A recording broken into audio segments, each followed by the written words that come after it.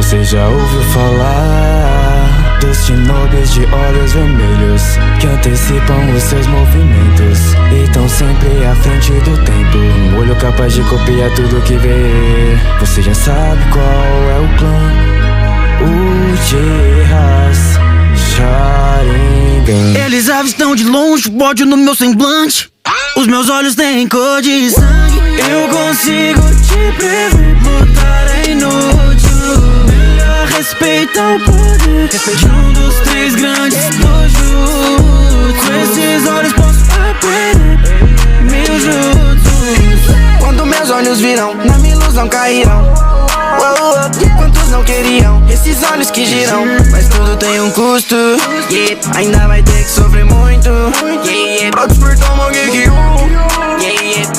vermelho de sangue, movimento circular, é meu jutsu socular. Cuidado, a maldição do ódio é real. Meus olhos só enxergam o caminho do mal. Pra avançar, tem que passar por traumas. Quem tem esses olhos sabe desde a infância que vai viver em prol de vingança. O mundo ninja é cruel.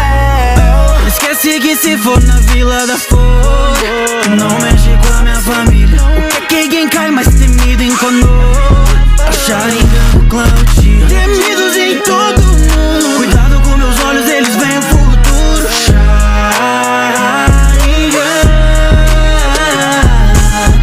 O olhar da percepção, Esse olho hipnotiza, te mando pra outra dimensão.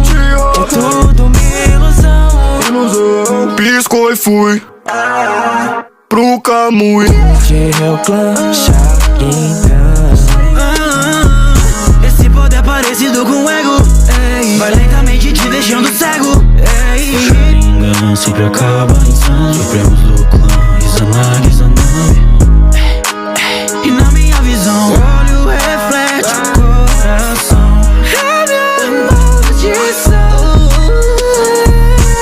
Tô sofrendo, tô fazendo coisas que eles não entendem, escondendo os segredos, jutsu secretos, muito ódio e dor. Vem de antes dos meus pais. Raiva demais, rancor demais, chorei demais. Acho que jamais encontraremos a paz.